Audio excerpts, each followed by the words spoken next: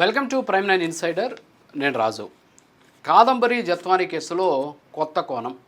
Kadambari Jethwani blackmail చేసింది, కాదంబరి జత్వానీ బెదిరించింది, కాదంబరి జత్వానీ బెదిరించి కోట్ల రూపాయలు వసూలు చేసేందుకు కుక్కల విద్యాసాగర్ని బెదిరింపులకు పాల్పడింది అని చెప్పేసి సిఐడికి సంబంధించినటువంటి అధికారులు ఛార్జ్షీట్ ఫైల్ చేశారని చెప్పేసి ఒక పత్రికల్లో వార్తలు వచ్చాయి. తర్వాత దాని మీద ఒక చర్చ జరుగుతుంది. దీన్ని చూసి చాలామంది సోషల్ మీడియాలో వెంటనే లైన్లోకి వచ్చేసి మరి కాదంబరి జత్వానీ ఆమె హ్యాబిచువల్ అఫెండర్, అంటే ఇలాంటివి చేయడం అలవాటైనటువంటి వ్యక్తి, మోసం చేసిందని చెప్పేసి సిఐడి అధికారులు చెప్తున్నప్పుడు మరి కూటమి ప్రభుత్వం ముగ్గురు నిజాయితీ పరులైనటువంటి ఐపీఎస్ అధికారుల మీద చర్యలు తీసుకొని వారి జీవితాన్ని సర్వనాశనం చేసింది. దీనికి కూటమి ప్రభుత్వం క్షమాపణ చెప్పాలి. ఒక మహిళ కోసం ఏకంగా ముగ్గురు ఐపీఎస్ని ఇబ్బంది పెట్టింది అని చెప్పేసి పాపం రకరకాలైనటువంటి విమర్శలు, వీడియోలు చాలామంది చేస్తున్నారు. అసలు నటి జత్వానీకి సంబంధించినటువంటి అంశానికి సంబంధించి మొత్తం తెలిసిన వాళ్ళగా మాట్లాడుతూ ఉన్నటువంటి పరిస్థితి. అయితే ఇక్కడ తెలుసుకోవాల్సినటువంటి విషయం ఏంటి అంటే, వాస్తవంగా ప్రస్తుతం ఏపీ సిఐడి దాఖలు చేసినటువంటి ఛార్జ్షీట్ ఏదైతే ఉందో ఇది ఎఫ్ఐఆర్ నెంబర్ 90/2024 ఫిబ్రవరి 2వ తేదీన 2024లో ఇబ్రహీంపట్నం పోలీస్ స్టేషన్లో నమోదైనటువంటి ఎఫ్ఐఆర్కి సంబంధించినటువంటి కేసుకి సంబంధించి వీళ్ళు ఛార్జ్షీట్ ఫైల్ చేశారు. ఏంటి ఆ ఎఫ్ఐఆర్ అంటే, కుక్కల విద్యాసాగర్ అనేటటువంటి ఒక వ్యక్తి జత్వానీ అనేటటువంటి ఒక ముంబై నటి మీద కేసు పెట్టాడు.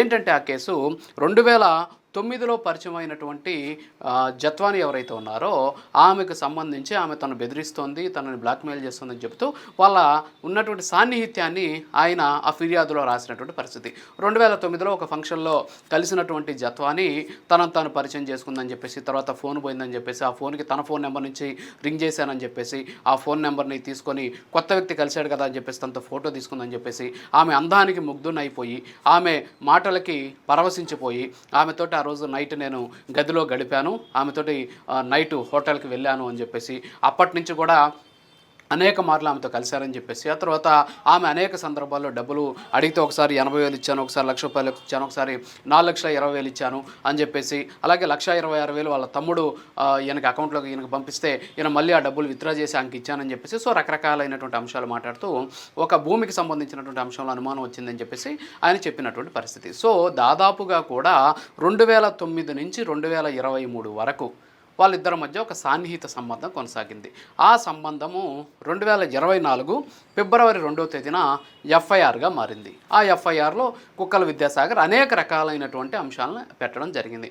ఆమె అందానికి ముగ్ధుడైపోయినటువంటి ఈయన ఆమెతో కలిసి సహజీవనం చేశాను, ఆమెతో అనేక సందర్భాల్లో కూడా శారీరకంగా కలిశాను అని చెప్పేసి కూడా అందులో చెప్పినటువంటి పరిస్థితి. అంటే ఒక రకంగా చెప్పాలంటే వాళ్ళిద్దరి మధ్య సాన్నిహిత సంబంధం ఉంది. దీన్ని పక్కన పెడితే ఇంకొక ఎఫ్ఐఆర్ని మనం కానీ చూస్తే ఇష్యూ అంతా అయిపోయిన తర్వాత 13/9/2024 ఎఫ్ఐఆర్ నెంబర్ 469/2024 ఈ ఎఫ్ఐఆర్ కాదంబరి జత్వానీ చెప్పింది. ఏదైతే కుక్కల విద్యాసాగర్ చెప్పారో అవన్నీ కూడా ఆమె అందులో అడ్మిట్ చేసింది. కుక్కల విద్యాసాగర్ తనకు డబ్బులు ఇచ్చినట్టు, అలాగే తన తమ్ముడి ఖాతా నుంచి అతనికి డబ్బులు పంపించినట్టు, ఇద్దరు కూడా ఏదైతే వాళ్ళ భార్యకి ఆయనకి పొరపచ్చాలు వచ్చిన సందర్భంలో పెళ్లి చేసుకోవాలని చెప్పేసి అనుకున్నటువంటి పరిస్థితి. సో ఇవన్నీ కూడా ఆమె కూడా ఎఫ్ఐఆర్లో చెప్పినటువంటి పరిస్థితి. అయితే ఇక్కడ చాలామంది ఏం చెప్తున్నారంటే, జత్వానీ ఈ కేసులో ఏదైతే ఇప్పుడు ప్రస్తుతం ఛార్జ్షీట్ దాఖలు చేశారో ఈ ఛార్జ్షీట్ దాఖలు చేసినటువంటి కేసులో నటి జత్వానీ బ్లాక్మెయిల్ చేసింది, అతను బెదిరించిందనే దానికి సాక్ష్యాలు ఉన్నాయని చెప్పేసి సిఐడి చెప్పినటువంటి పరిస్థితి. వాళ్ళ తల్లిదండ్రులకు ఏ సంబంధం లేదు అని చెప్పేసి కూడా తేల్చారు. దాని మీద కూడా విచారణ చేస్తున్నామని చెప్పేసి కూడా చెప్పినటువంటి సిచ్యువేషన్ ఉంది. అయితే ఇక్కడ మనం గమనించాల్సినటువంటి విషయం ఏంటంటే, ఇక్కడ ఐపీఎస్ అధికారులకు సంబంధించినటువంటి పాత్ర. ఎందుకంటున్నానంటే ఈ మాట, నటి జత్వానికి సంబంధించినటువంటి కేసులో కుక్కల విద్యాసాగర్ కంప్లైంట్ ఇచ్చాడు. కంప్లైంట్ ఇచ్చినటువంటి కేసు నాకు బెదిరించింది. సో వాళ్ళిద్దరికి ఉన్నటువంటి అవినాభావ సంబంధం ఏంటి అనేది మన పక్కన ఇప్పుడు నా పక్కన ఎఫ్ఐఆర్లు చూడొచ్చు మీరు. సో ఎఫ్ఐఆర్లు కూడా ప్లే అవుతుంటాయి. సో ఆ ఎఫ్ఐఆర్లు కానీ చూస్తే మీకు అర్థమవుతుంది. ఆ ఎఫ్ఐఆర్లో చాలా స్పష్టంగా ఉంది. ఆమె ఏం చెప్పింది, కుక్కల విద్యాసాగర్ ఏం చెప్పారు, కుక్కల విద్యాసాగర్ ఫిర్యాదు చేసినటువంటి ఫిర్యాదులో ఉన్నటువంటి అనేక అంశాలు కూడా వీళ్ళిద్దరి మధ్య ఉన్నటువంటి అవినాభావ సంబంధాన్ని అక్కడ స్పష్టం చేస్తూ ఉన్నటువంటి పరిస్థితి. సో ఇద్దరు వ్యక్తుల మధ్య జరిగినటువంటి ఒక రకంగా చెప్పాలంటే ఒక మోసమో, ఒక కుట్రో, లేకపోతే ఒక బెదిరింపో, లేకపోతే ఒక భయాందోళన కురిపించేటువంటి అంశం ఏదో జరిగిన దానికి అతను వెళ్ళి కంప్లైంట్ ఇచ్చాడు. కంప్లైంట్ ఎప్పుడు ఇచ్చాడు, ఫిబ్రవరి 2వ తేదీ ఉదయం 6:30 గంటలకి ఎఫ్ఐఆర్ నమోదైంది. ఎఫ్ఐఆర్ నమోదైన తర్వాత మామూలుగా ఇలాంటి కేసులు మనం చూస్తూ ఉంటాం. ఏ జిల్లాకి వెళ్ళినా DCRB అని ఉంటుంది, డిస్ట్రిక్ట్ క్రైమ్ రికార్డ్స్ బ్యూరో. అక్కడికి వెళ్ళి సార్ ఈ నెలలో జరిగినటువంటి కేసులకు సంబంధించినటువంటి వివరాలు మాకు ఇవ్వండి, ఈ మోసానికి సంబంధించి లేకపోతే కుట్రలకు సంబంధించిన కేసులు ఏమైనా ఉంటే ఇవ్వండి అంటే వాళ్ళు ఇస్తారనమాట. ఎఫ్ఐఆర్ కట్టుంటారు కానీ అంత హుటాహుట్టిన వెళ్ళి అరెస్టులు చేసినటువంటి సంబంధించినటువంటి పరిస్థితులు ఉండవు. కానీ ఈ కేసులో మాత్రం ఫిబ్రవరి 2వ తేదీన కేసు నమోదు చేస్తే ఈ కేసుకు సంబంధించి ఫిబ్రవరి 3వ తేదీ కల్లా కూడా ఈ మధ్యాహ్నం 3 గంటల కల్లా అంటే దాదాపుగా కూడా ఒక 30 అవర్స్ లోపల ముంబైకి ఇక్కడి నుంచి ఒక స్పెషల్ టీం వెళ్ళి 3 ఐపీఎస్ అధికారులు దీంట్లో స్పష్టమైనటువంటి పాలు పంచుకొని వీళ్ళంతా కూడా అక్కడికి వెళ్ళి ఆమెను అరెస్ట్ చేసి ఆమెతో పాటు వాళ్ళ తల్లిని తండ్రిని అరెస్ట్ చేసి తీసుకొచ్చినటువంటి పరిస్థితి. ఎందుకు అంత ఇంట్రెస్ట్ ఏంటంటే 30 గంటల లోపల ఈ కేసు అంత సీరియస్నెస్ ఏముంది. సరే దాన్ని పక్కన పెడితే ఇక్కడ కొన్ని అంశాలు మనం మాట్లాడాల్సినటువంటి పరిస్థితి ఏంటి అంటే ఐపీఎస్ఎల్కి సంబంధించి సస్పెన్షన్ చేసినటువంటి సందర్భంలో వాళ్ళకి సంబంధించినటువంటి ఒక నివేదిక వచ్చింది. ఆ నివేదికలో చాలా స్పష్టంగా ఉంది. ఏమని? ఫిబ్రవరి 22వ తేదీన కేసు నమోదైంది, కానీ జనవరి 31వ తేదీన వీళ్ళ మధ్య డిస్కషన్ జరిగింది. అలాగే ఫిబ్రవరి 1వ తేదీన టికెట్స్ బుక్ అయ్యాయి.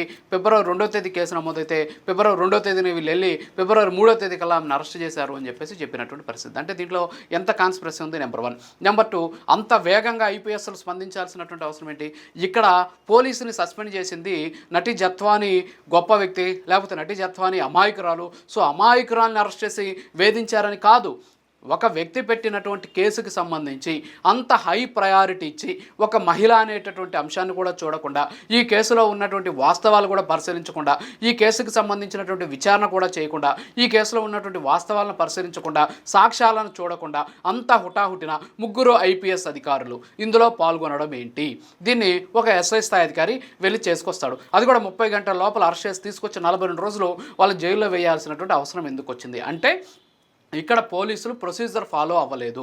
ఎవరో ఒత్తిడి మేరకు ఎవరికో లబ్ధి చేకూర్చడం కొరకు ఇక్కడ పోలీసులు ఈ విధంగా ప్రయత్నించారు, ఈ విధమైనటువంటి కుట్రలో భాగస్వాములు అయ్యారు కాబట్టి వీళ్ళని సస్పెండ్ చేశారు. ఇక్కడ నటి జత్వాని మంచిదే కాదా, సో ఆమె వ్యక్తిత్వాన్ని బట్టి వీళ్ళని సస్పెండ్ చేయలేదు.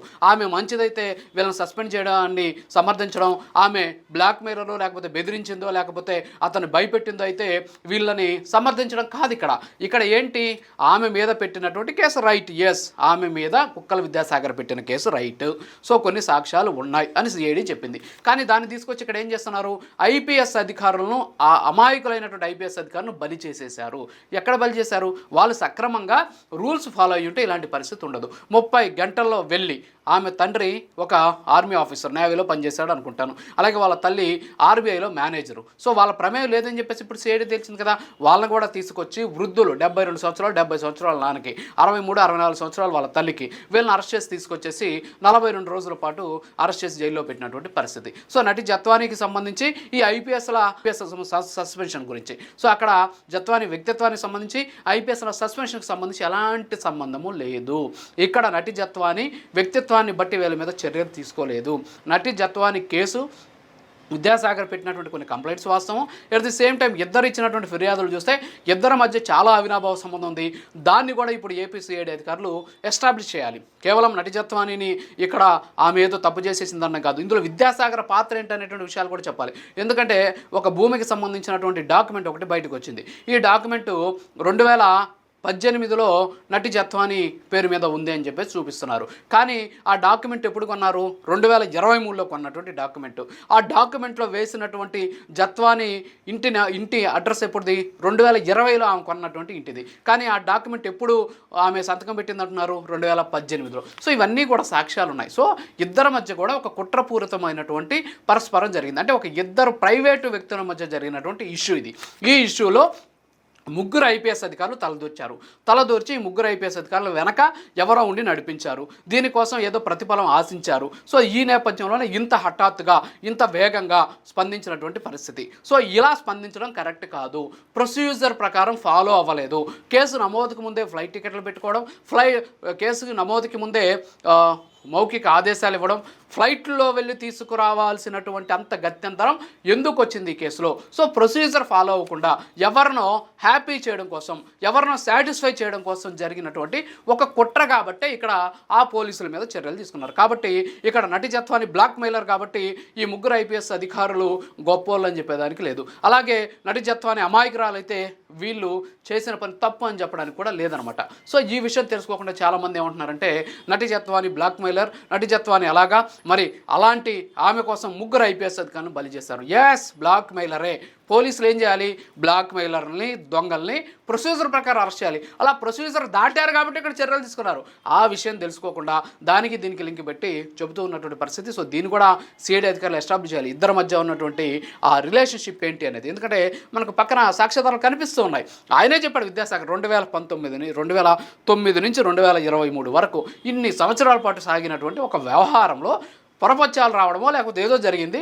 ఈ నేపథ్యంలోనే కేసు నమోదు స్పష్టంగా కనిపిస్తోంది. ఆయన డబ్బులు ఇచ్చాడంట, 2018లోనే బెదిరించిందంట. మరి అప్పుడు ఎందుకు కేసు పెట్టలేదు? అలాగే 2020లో బెదిరించినప్పుడు అప్పుడు ఎందుకు కేసు పెట్టలేదు? 2023లో బెదిరించినప్పుడు అప్పుడు ఎందుకు కేసు పెట్టలేదు? 2024 వరకు ఎందుకు వెయిట్ చేయాల్సి వచ్చినటువంటి పరిస్థితి ఉంది? సో ఇవన్నీ కూడా దీని వెనక ఒక పెద్ద కుట్ర ఉంది. ఆ కుట్రను ఛేదించాల్సింది పోయి ఈ విధంగా నటి జత్వాని ఈరోజు చీటరు, నటి జత్వాని వ్యవహారంలో మరో కోణం, సో కాదంబరి జత్వాని కేసులో ఇంకొక కోణం అని చెప్పి ఆ కోణంలో భాగంగా ఈ ముగ్గురు పోలీస్ అధికారులు నిజాయితీ పరులు, వాళ్ళకి అన్యాయం చేసింది, కూటమి వాళ్ళకి క్షమాపణలు చెప్పాలనడం కరెక్ట్ కాదు. ఆ కేసు వేరు, ఈ కేసు వేరు. వాస్తవాలను పరిశీలిస్తే అందరూ కూడా తెలుస్తాయని తెలియజేసుకుంటూ ఇది వాటి ఇన్సైడర్. భరోసాను పలుకుద్దాం. నమస్కారం.